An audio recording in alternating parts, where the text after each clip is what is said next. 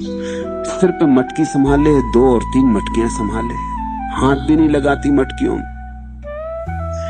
सहेलियों से बातें करती चलती, गीत गाती चलती, गपशप करती चलती। ये सब गपशप भी चलती है, राह पे चलना भी पड़ता है, मटके सिर पर भी हैं, फिर भी उसका ध्यान तो मटकों को संभाले रखता है। पूरे वक्त सूरत तो उसकी मटकों में लगी रहती, जैसे मां सोती है रात, तूफान उठे, आंधियां चले, आकाश में बादलों की गर्जना हो, उसकी नींद नहीं टूटती। उसका छोटा सा बच्चा जरा सा कुनमुनाए और उसकी नींद टूट जाती। क्यों? एक सुरती बनी।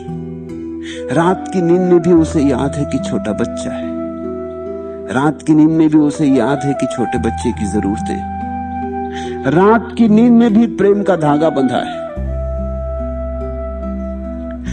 आंधी आती है तो नींद नहीं टूटती, बादल घुमड़ाते हैं तो नींद नहीं टूटती, बिजली कड़कती है तो नींद नहीं टूटती, लेकिन ये छोटा सा बच्चा जरा कुनमुनाता है कि नींद टूट जाती। एक सुरती का धागा भीतर बंधा है।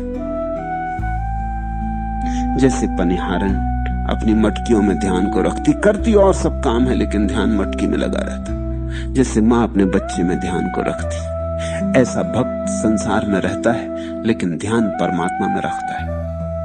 ध्यान परमात्मा में रहता है, भक्त संसार में रहता। भक्ति की बड़ी अनूठी कीमिया है। संसार में भक्त रहता है लेकिन संसार को अपने भीतर नहीं रखता है, अपने भीतर तो परमात्मा को बसाए रखता है।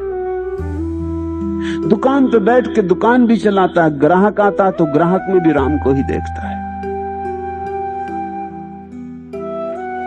राम की थोड़ी सेवा का मौका मिला है तो कर देता है, पर यहां भी राम है, वहां भी राम है। राम को क्षण भर को चूकता नहीं, भूलता नहीं। रहे चरण चितलाए, एक से और न जानी, जगत करे उपहास, पिया का संग न छोड़े। और जगत तो निश्चित उपहास करता है, करेगा, क्योंकि ये तो जगत को पागलपन लगेगा। ये क्या बात है, किसकी याद में लगे हो, ये किसकी धुन बजा रहे हो, कैसा परमात्मा, कहां प्रमाण है। कुछ काम की बातें करो, कुछ और धन कमा लो, थोड़ा और पद बढ़ा लो, थोड़ा और बड़ा मकान बना लो। ये सब बातें तो संसार कहता है बिल्कुल ठीक। नानक को उनके पिता ने बड़ी कोशिश की कुछ काम में लग जाए, कुछ धंधा कर ले। स्वभावतः प्रत्येक पिता चाहता है कि बेटा कुछ करे, कमाए। किसी ने सलाह दी कि इसको कुछ रुपए दे दो, खरीदने भेजो। कुछ सामान खरीद लाए, कुछ बेचे, लाए ले जाए, व्यापार करे, कुछ लगेगा काम में तो ठीक, नहीं तो ये खराब हो जाएगा। ये धीरे धीरे साधुओं के सत्संग में खराब हुआ जा रहा। कुछ रुपए दे के उन्हें भेजा। जाते वक्त कहा कि देख, लाभ का ख्याल रखना, क्योंकि लाभ के बिना धंधे में कोई अर्थ नहीं है। नारद ने कहा ठीक, ख्याल रखूंगा। वो दूसरे दिन घर वापस आ गए, खाली चले आ रहे थे, बड़े प्रसन्न थे। पिता ने पूछा क्या हुआ, बड़ा प्रसन्न दिखाई पड़ता है, इतनी जल्दी भी आ गया, और कुछ सामान इत्यादि कहाँ है? उन्होंने कहा कि सामान छोड़ो, लाभ कमा लाया। कंबल खरीद के ला रहे थे, राह में साधु मिल गए, वो सब नंगे बैठे थे, सर्दी के दिन थे, सबको बांट दिए। आपने कहा था ना कि लाभ, पिता ने सिर ठोक लिया होगा कि इस लाभ के लिए थोड़ी कहा था। कहां के लफंगों को, फिजूल के आदमियों को कंबल बांट आया, ऐसे कहीं धंधा होगा। लेकिन नानक ने कहा आपने ही कहा था कि कुछ लाभ करके आना। अब मैंने देखा कि अगर कंबल ला के बेचूंगा 10-50 रुपए का लाभ होगा, लेकिन इन परमात्मा के प्यारों को अगर बांट दिया तो बड़ा लाभ होगा। फिर नौकरी पर लगा दिया, गांव के सूबेदार के घर नौकरी लगा दी, सीधा साधा काम दिलवा दिया। काम था कि जो सिपाहियों को रोज भोजन दिया जाता था वो उनको तौल के दे देना।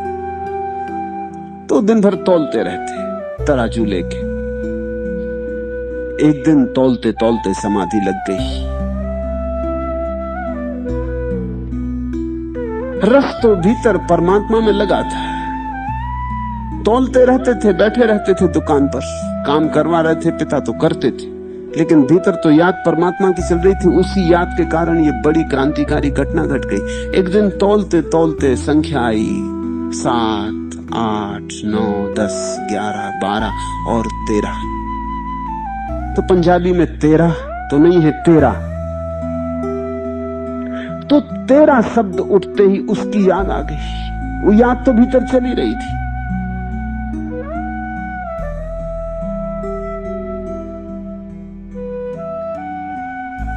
उस याद से सूत्र जुड़ गया 13 यानी परमात्मा का। फिर तो मस्त हो गए, फिर तो मगन हो गए, फिर तो 13 से आगे बढ़े ही नहीं, फिर तो तौलते ही गए, जो आया उसको ही तौलते गए। 13 और 13 खबर पहुंच गई सूबेदार के पास कि इसका दिमाग खराब हो गया है। वो 13 ही पे अटका है और सभी को तौलता जा रहा है, और जितना जिसको जो ले जा रहा है, दुकान लुटवा देगा। पकड़ के बुलवाया गया। वो बड़े मस्त थे, उनकी आंखों में बड़ी ज्योति थी। पूछा ये तुम क्या कर रहे हो? उन्होंने कहा आखिरी संख्या आ गई, अब इसके आगे संख्या क्या? 13 के आगे अब और जाने को जगह कहां है? बाकी तो मेरे का फैलाव। तेरे की बात आ गई, खत्म हो गया मेरे का फैलाव। मुझे क्षमा करो, मुझे जाने दो। आज जो मजा पाया है 13 कह के, अब उसको चूकना नहीं चाहता। अब तो 24 घंटे 13 ही 13 करूंगा। उसका ही सब है, वही है। आज मेरा गया, आज तो 13 ही हो गया। स्मरण जैसे जैसे तुम्हारा सघनों का जगत तो उपहास करेगा, लोग तो हंसे, लोग उनका नानक पागल हो गए। जगत करे उपहास, पिया का संग न छोड़े। प्रेम की सेज बिछाए, मेहर की चादर ओढ़े। दुनिया हंसी करेगी ही, इसे स्वीकार कर लेना। इससे अन्यथा की आशा भी मत करना। ऐसा होता ही रहा सदा, ऐसा ही होगा आज भी, कल भी। दुनिया उपहास न करे तो समझना कि कुछ भूल हो रही।